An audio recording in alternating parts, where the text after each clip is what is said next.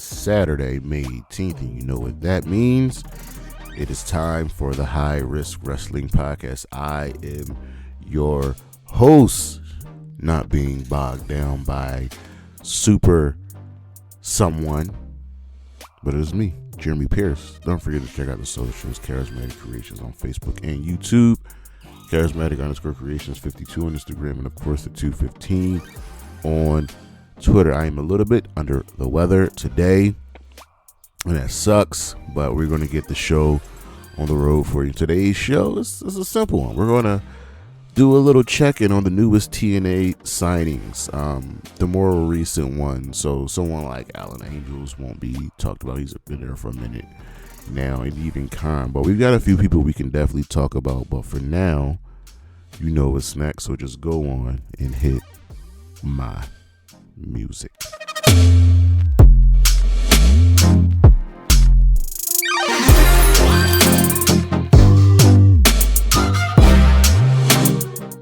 The one thing, or one of the many things we love about professional wrestling are dream matches. And, you know, there will be a lot that we will never see. Obviously, probably the biggest dream match we'll never get is The Undertaker versus Sting. I believe it's McMahon for that one. But with TNA's new signings, there are a couple people who I would like to see them face. So these are the top 5 dream matches of the new TNA signings. And we start with Ash by Elegance. Why is she here? Because of her character and the type of persona that she has. I would love to see her go against Jessica Havoc, someone who is the complete opposite of her, or even Rosemary, just Decay in general, just to see how she would combat those two individuals. And Jessica Havoc being the powerhouse of the team would be a good juxtaposition to see what we'd get. Number 4, Xia Brookside versus Steph DeLander. The only reason I have this here is I just really believe Xia Brookside can, like Sky Blue, get extreme, get bloody and physical if need be. Steph DeLander has done it. She has proved it. She's the queen of the indies right now. I think this would be a really, really good match to see. Number 3, Nick Nemeth versus Josh Alexander. It's very, very simple why you want to see this match. These are two of the best wrestlers on the planet, and it doesn't even need to be a story. It's just healthy competition. These two are so good at what they do. It would be nothing short of an amazing match. Much like the Speedball Will Ospreay match, this is right up there with that. Number 2, Broken Matt Hardy versus PCO. I just want this for all of the weirdness. Period. PCO is Frankenstein's monster. He doesn't die. He won't die. He can't die. And I guess you can say the same about Broken Matt Hardy. Once you bring in the Broken Universe with a monster like PCO, shenanigans are bound to happen. And number 1, Alexander Hammerstone versus Trey Miguel. Much like the Nick Nemeth versus Josh Alexander match, this is just two of the best today going at it. Trey Miguel is so good. And now Alexander Hammerstone is on a bigger platform, and he's already had his trilogy of matches with Josh Alexander, so it's time to move on to something else. Him versus Trey Miguel could easily be a match of the year contender. We'll be right back.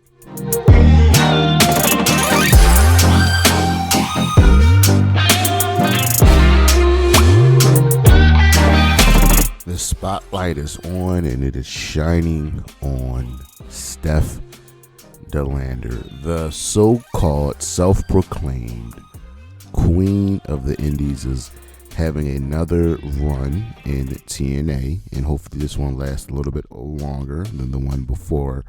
But she is different, right?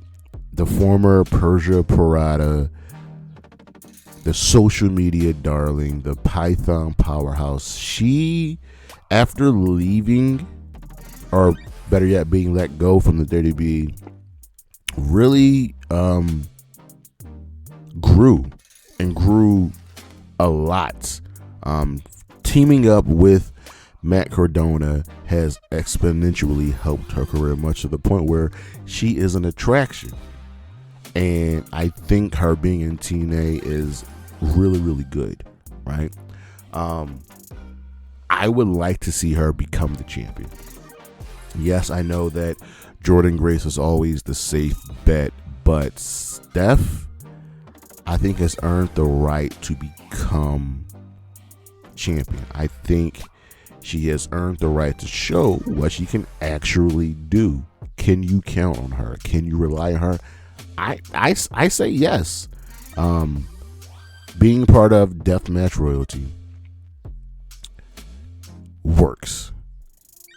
And the one thing that TNA does better than anybody else is they let their woman work.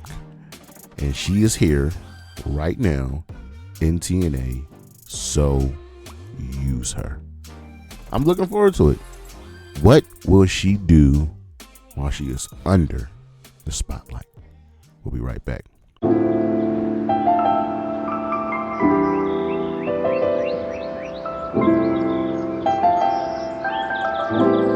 All right, so TNA is back. They let it be known that they're back, and I am happy. We're not all in. No AEW. No six-sided ring, but bringing back the TNA name and then naming your show Impact Wrestling just works. This has brought a lot of eyes back to the product, as we've, I think, officially washed the Dixie Carter, Hulk Hogan, Eric Bischoff, Vince Russo stink off of TNA. Those were some very, very dark days, some very, very dark times, but we are back. And being back doesn't mean we don't have loss, because the parent company of TNA, Anthem, just decided to fire Scott D'Amore, the man that put TNA on his back and changed it for the better. And what it really sounds like is, thank you for doing this. We got this now. That's not how this works. And right now, TNA hasn't struggled since the firing of D'Amore. I'm not going to say I think it won't last forever, but I think it will get at least a little worse with Scott D'Amore being gone. And that's not okay. He was a big, big part. The rebranding and the goodwill that has been received. So we just hope for the best and hope that TNA can get back to some semblance of glory. And one of the things that they did in bringing back their past glory was signing a lot of new people. And this was good. Every company used to sign people, and they have a really good roster. If I had my druthers, I would actually, personally, I would have maybe the NWA join TNA. I would probably have MLW possibly join TNA as well, because in my opinion, those promotions are struggling just a little bit, and they can grow while TNA grows. More so NWA. MLW's not doing bad, but they could use a helping hand as well. So let's talk about these new TNA signings, the newest ones they've had, where they are, what have they been getting into since, you know what I mean, joining the company. And we start off first with one AJ Francis. The former Top Dollar has made his way over to TNA and has aligned himself with one Rich Swann, a part of First class, and he's clearly doing much better now in TNA than he did before in the WWE. Going out on the indie scenes, wrestling for GCW, wrestling for MLW has worked for him, and I think he gets it. Sometimes I feel like he's just a little bit full of himself, but overall, I think he's finally truly found his footing, and that is a major benefit of being in TNA. They allow you to find yourself, and being with First Class over in TNA. He's also part of the World Titan Federation with Davey Boy Smith Jr. and Filthy Tom Lawler, but we're talking about TNA here. He's currently embroidered in a feud with Joe Hendry, which has helped because both of these guys are musical, talented wrestlers, and it's worked. He defeated Hendry with the help of Rich Swann, who turned heel, and big along with Rich Swann, a former TNA World Champion, will do big things for you. Rich Swann's another guy who, got time to shine in the WWE, but really has shined more in TNA.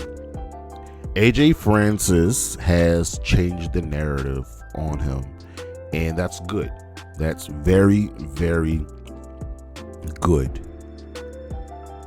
He's doing well, and I would really like to see a tag team title reign for him in TNA, and they'll get there. He's going to win some championships, but for now, he's got to just keep getting better, keep working with these stories, and he'll get there. Do we really need to talk about Alexander Hammerstone?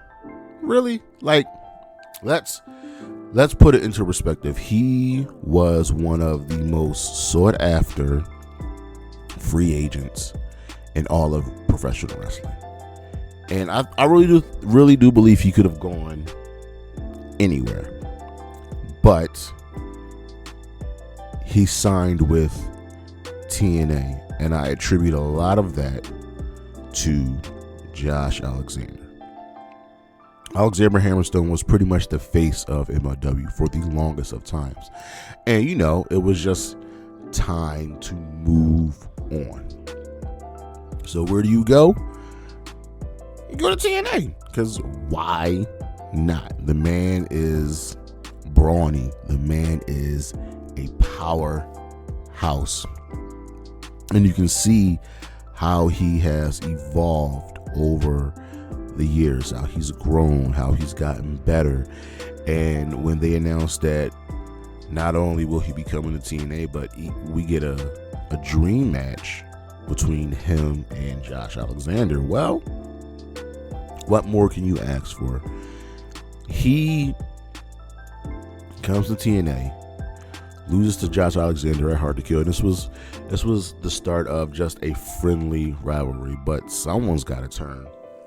It's not going to be Josh Alexander, you know what I mean? So Alexander Hammerstone signs with the promotion, and they face each other at Sacrifice. They face each other, and beautiful magic. He wins because he turns heel, and that's what you got to do. And they finally finish it off with a thrilling finale of their trilogy of matches in a last man standing match at Rebellion, which Josh Alexander won. So now it's like, what's next for Alexander Hammerstone? He's one of those guys that you say, yeah, he's got to be champion at some point. But here's the thing. Moose is the current champion, and I don't think the System are losing those belts anytime soon. So we have to get the Digital Media Championship, I still hate that name, onto him. Some way, somehow, we either got to get the Call Your Shot Battle Royal or King of the Mountain match, but he's got to get some gold, because you can't waste this momentum that you have by signing one of the top free agents. Listen, WWE took Julia, AEW took Camille, y'all took Alexander Hammerstone. Don't let it go to waste. How about James Drake, Zach Gibson, the grizzled young veterans? Now, these guys are what tag team wrestling is all about. So, their time in NXT started out on a very, very high note. Being in NXT UK, and then moving to the black and gold, right? But then came their forced integration into Schism, into Joe Gacy's weird faction, and it just didn't work.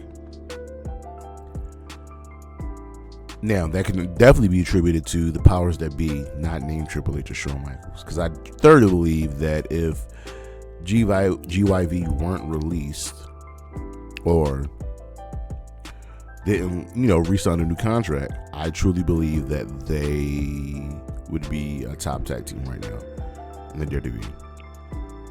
But they go to a place where tag team wrestling is honored, welcomed, loved.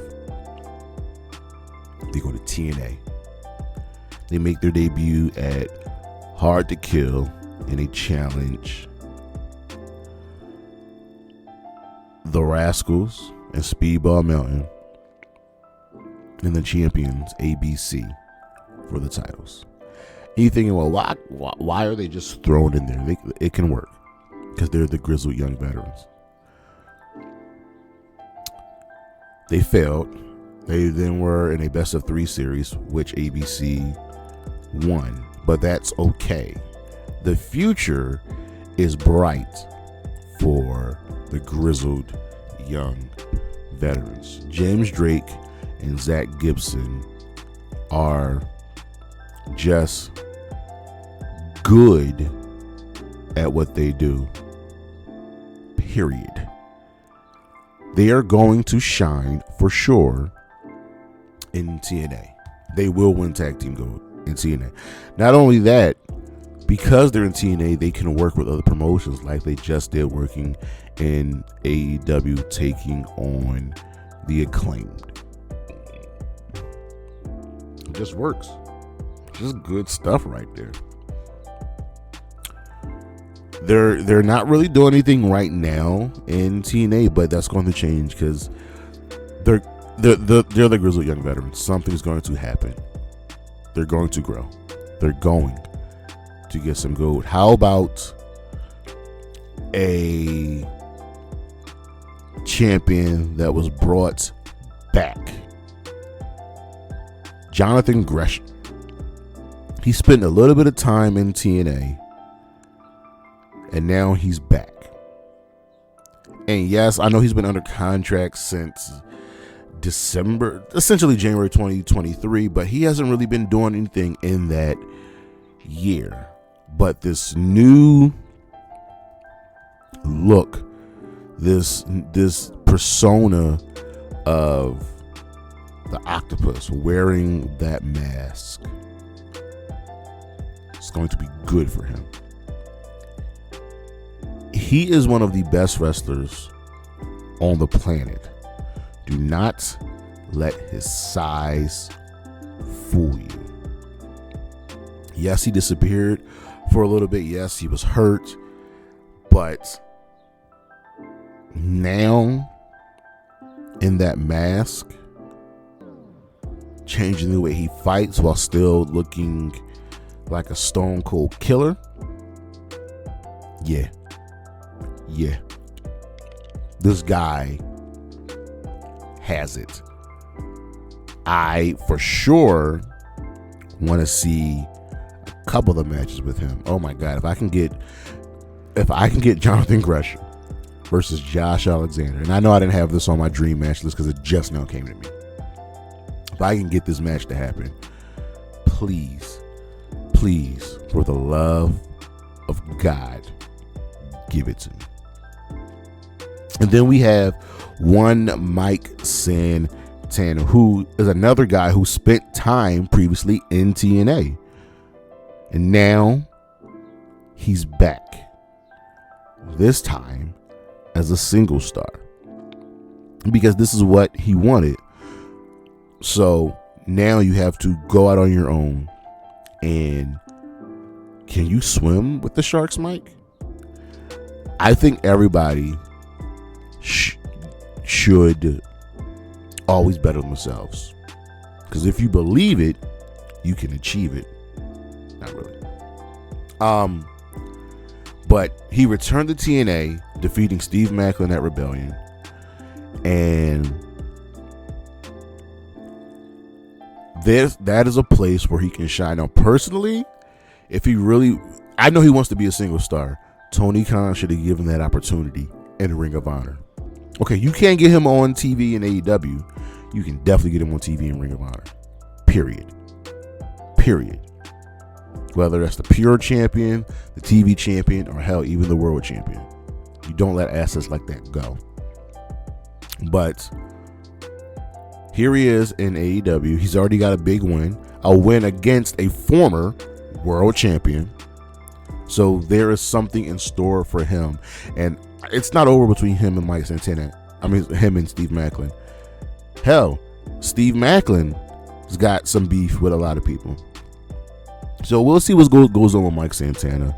But I think he'll do extremely well. How about our current X Division champion, Mustafa Ali? This is a guy who always bets on himself, and it usually pays off. Here he is in TNA as your X Division champion, and he's got this amazing gimmick where he's a politician, and it works.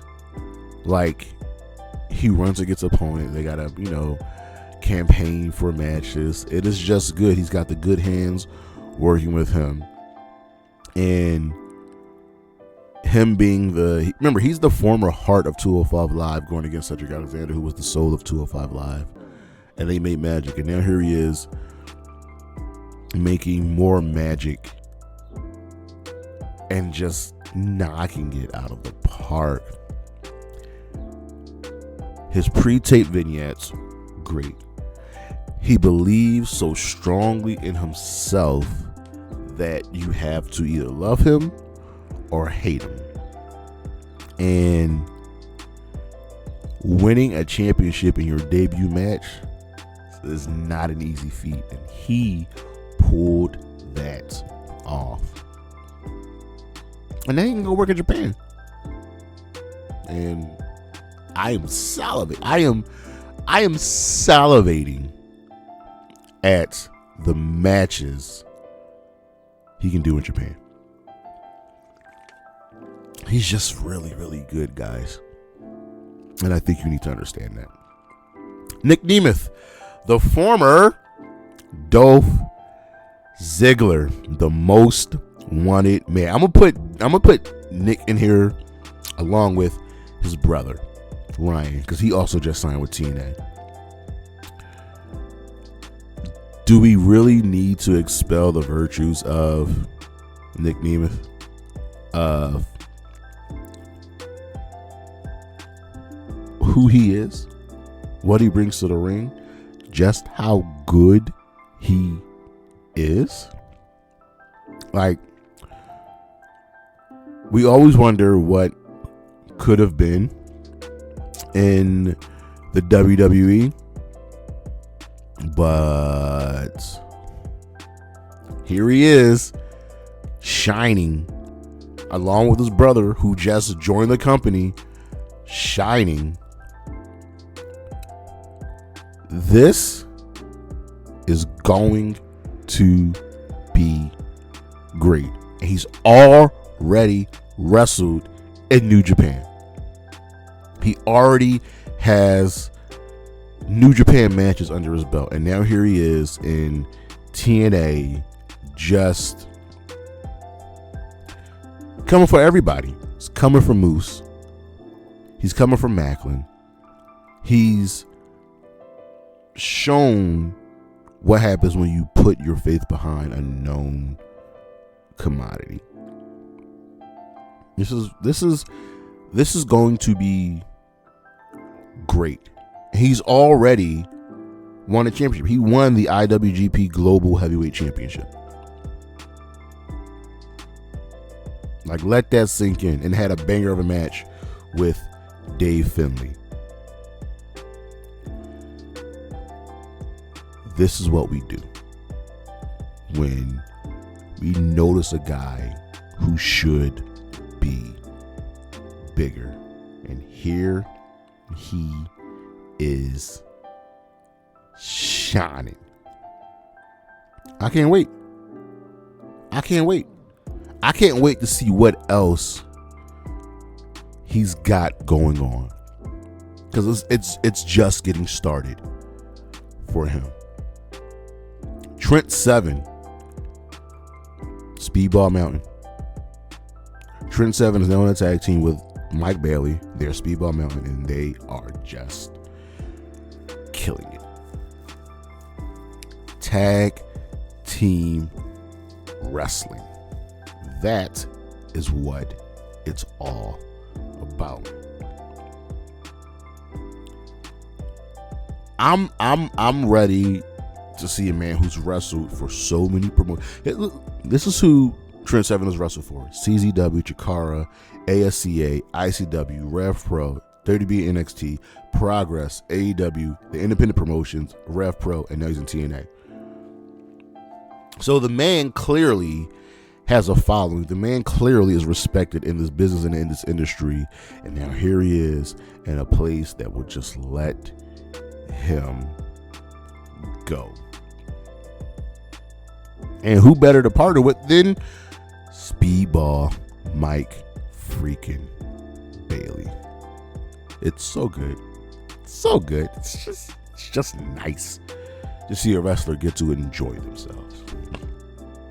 The same can be said for one, Ash by Elegance, the former Dana Brooke. A woman who everybody really, really liked, but never got a true shot. So now here she is in TNA with this, I don't even know what kind of gimmick this is. It's like a glamorous gimmick, and she's sponsored by someone named Elegance. But here's the thing, like, soon she'll be Ash by Exotic or whatever. But she's finally been given a shot.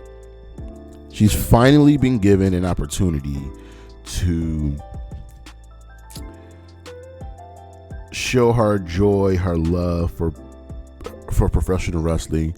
And what better company to do it than TNA. Now, I do think TNA needs at least 4 to 6 more women on their roster. I really believe that they're getting a little slim, and it's really more so about the Knockouts Tag Team Championships. Now, our current champion World Women's Champion is Jordynne Grace. So Dana will get that belt. She'll get that belt. She defeated Savannah Thorne, her debut match, and right now she's in a nice little feud with Zaya Brookside. And it's going to get better. She's going to get better, but she has her chance right now to show that it wasn't a mistake to sign her. Speaking of Xia Brookside, another wrestler in the WWE, who's now in another company that's not crowded, where she can get a chance. Xia has wrestled for WWE. She's wrestled for Stardom. And now here she is in TNA. And that's good for her. She's like a step below, in my opinion, Roxanne Perez and Tiffany Stratton when it comes to wrestling prodigies. Because she comes from a wrestling family, and it shows. But now, being in Stardom, she was a member of Club Venus alongside Mina Shirakawa and Mariah May. I mean, it's the top faction in all of Stardom. So she was learning from two very good wrestlers. She debuts in TNA, gets a wins. She got a win against a former champion in Tasha Steelz. So that shows that they have faith in her. And at some point, because TNA works with everybody, I would love to see Xia make a debut in AEW. And, possibly involve ourselves with her former tag team partners, Mina Shirakawa, who's now showing up in AEW, and Mariah May. Because what happens when Mariah May comes for Tony and now she's got the support of Mina and she's got the support of Xia? That's all I'm saying. And lastly, she was under the spotlight, so we're going to take a quick look at Steph DeLander. All I want to say is I want her to be champion. I want her to change the game. She bet on herself and it is paying off. That's what I love. What's going to happen with this feud with Jordynne Grace and teaming with Khan to go against PCO and Jordynne Grace? I don't know. I would like to see her and Khan come out on the winning side, because Jordynne Grace doesn't really need a lot of wins. She's pretty much untouchable at this point. And the same can be said for PCO. So Steph DeLander is going to have a bright future in this business. That I do not doubt. I don't. And once Matt Cardona is healed, watch out, because they are going to be back putting in some really, really good work. So what does the future hold for TNA? I think the men's side is fine. They could probably use a few more teams.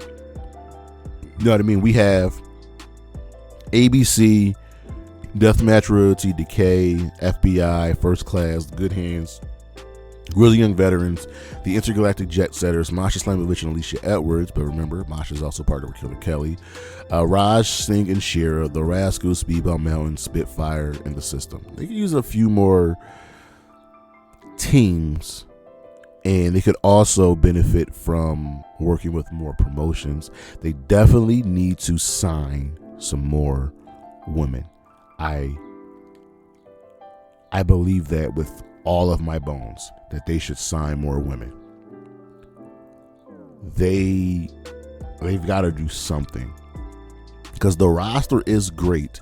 It just needs to be greater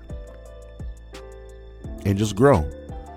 Don't let the firing of Scott D'Amore derail what he started and what he built, because you have a prime opportunity right now to bring us back. And we're coming. We just don't want to see you all fumble the bag.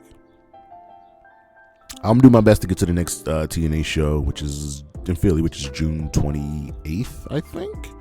Got 2 tapings. I'm gonna try to go to both of those tapings. But ladies and gentlemen, that is our show. Thank you for listening. Thank you for watching. I greatly appreciate it. What we got coming on the schedule? Let's go through the rest of the schedule for the rest of the month. We've got today's show, TNA's newest signings. We got a list next week. The AEW matches that have to happen this year. We got a Let's Talk About It, King of the Ring, kind of like the King of the Ring preview show, King of the Ring, Queen of the Ring preview show. We got the Double or Nothing preview for next Saturday, What Just Happened. We got another list of WWE matches that have to happen this year.